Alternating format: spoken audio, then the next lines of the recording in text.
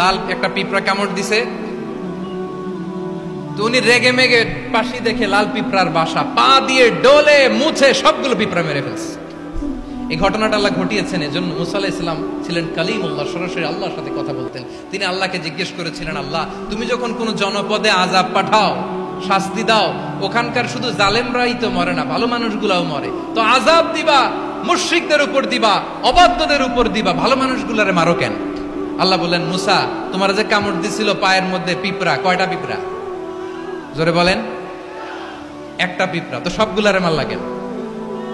রেগে মেগে পুরো পিঁপড়ার বাসা ভেঙে মেসাকার করলা কেন? এই মুসা, আমি যখন অ্যাকশনে যাই, আমি যখন শাস্তি দেই, তখন এত বাস বিচার করা হয় না, বাস বিচার করা যায় না। যখন অ্যাকশনে যাওয়া হয়, ওইটা ডাইরেক্ট অ্যাকশন হয়ে যায়। চিল্লায় বলো ঠিক কিনা? এজন্য আমাদের বাঁচার জন্য হলেও এই পাপ থামাতে হবে, এই শয়তানের অট্টহাসি থামাতে হবে, অন্যায় অপরাধ সমাজ থেকে আমাদের থামাতে হবে। কারণ আযাব আসলে ওরাও মরবে, আমরাও মরব। একটা জাহাজ 2 তলা, আপনি আছেন 2য় তলায়, শুনতেছেন? শুনতেছেন? জাহাজ কয় তলা? আপনি কোন তলায়? 2য় তলায়। নিচের তলার কিছু লোক জাহাজের তলা ছিদ্র করতে আরম্ভ করছে। কি ছিদ্র করতেছে? আচ্ছা, জাহাজের তলা ছিদ্র করলে তলা দিয়ে কি ঢুকে? এখন আপনি যদি বলেন আমার কি, আমি তো 2 তলায়, আমার কি, আমি তো সেফ, আমি ইন দ্য সেফ জোন, আমি তো ভালো আছি, আমি তো ভালো আছি, ওরা ছিদ্র করে ওরা মরবে। আসলে কি শুধু ওরা মরবে, নাকি তলা ফুটো হলে ভিতরে পানি ঢুকলে আপনারও সলিল সমাধি হবে?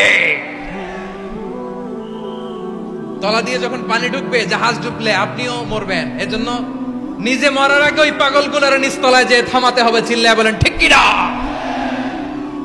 এজন্য আল্লাহ বললেন, মুনকার প্রতিরোধের দায়িত্ব সমাজের টপ টু বটম সবার।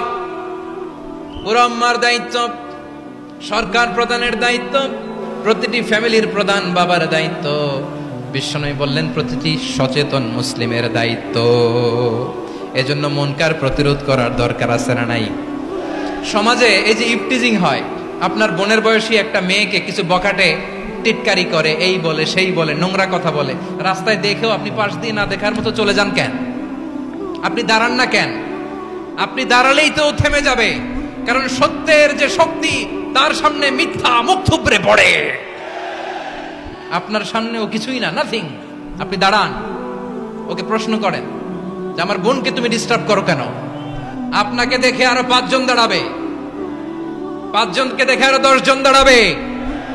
আমাদের নীরবতা আর আমাদের নিশ্চুপ থাকাই জালিমদেরকে আরো শক্তিশালী জালিম বানিয়েছে। এজন্য মুনকার প্রতিরোধের দায়িত্ব আমাদের সবার। টেন্ডারবাজি, চাঁদাবাজি, দুর্নীতি, অপরাধ, দখলদারিত্ব, মজুদদারি, এগুলো সব কিছু একসাথে প্রতিরোধ করতে হবে। ঠিক কিনা বলেন? একটা মানবিক সমাজ যদি চাই, প্রতিরোধ করতে হবে। প্রিয় ভাইয়েরা, আল্লাহর শপথ নিয়ে বলি, এই নাসিহাতগুলো সবার জন্য, সব দলের জন্য, সব মতের মানুষের জন্য। আমরা কোনো দলের প্রতি মানুষকে ডাকি না, আমরা ডাকি ইসলামের দিকে। সব দলের, সব মতের, সব মানুষদেরকে আমরা আহ্বান জানাই, আসুন আমরা একটা সুন্দর সমাজ বিনির্মাণ করি। এই যে নতুন বাংলাদেশের এক সুযোগ এসেছে, আর জীবনে হয়তো আসবে না, সামনের 100 বছর এই সময় আসবে না।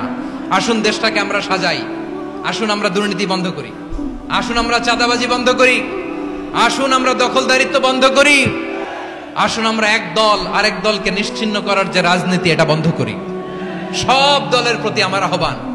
আমি কিছুদিন আগে একটা নিউজ দেখলাম, ওই যে লন্ডনে বসে জনাব তারেক রহমান সাহেবকে আমি ধন্যবাদ দিতে চাই। উনি সংবাদ শোনা মাত্রই ওনার দলের অনেক চাঁদাবাজকে উনি বহিষ্কার করেছে। I do appreciate. প্রতিটি দলের এরকম ইনিশিয়েটিভ নেওয়ার দরকার আছে না নাই? যে কোনো দলে এই প্র্যাকটিসটা থাকার দরকার আছে না নাই? চাঁদাবাজদের সাথে আপনারা নিজেদেরকে মুক্ত ঘোষণা করবেন যে এরা আমার দলের কর্মী হতে পারে না। আমরা চাঁদাবাজ মুক্ত বাংলাদেশ চাই, জুলুম মুক্ত বাংলাদেশ চাই, ফ্যাসিজম মুক্ত বাংলাদেশ চাই, গুণ খুন খারাপি মুক্ত বাংলাদেশ চাই। আমরা নতুন ভোরের বাংলাদেশ চাই। ওই বাংলাদেশ পাওয়ার জন্য মুনকার প্রতিরোধে, অন্যায় প্রতিরোধে যদি বাঘের বাচ্চার মতো, আবু সাইদের মতো 2 হাত উঁচু করে, বুককে টান টান করে প্রসারিত করে দাঁড়াতে হয়, রাজি আছে মুসলমান? কারা কারা রাজি আল্লাহকে হাত দেখিয়ে প্রতিজ্ঞা করো।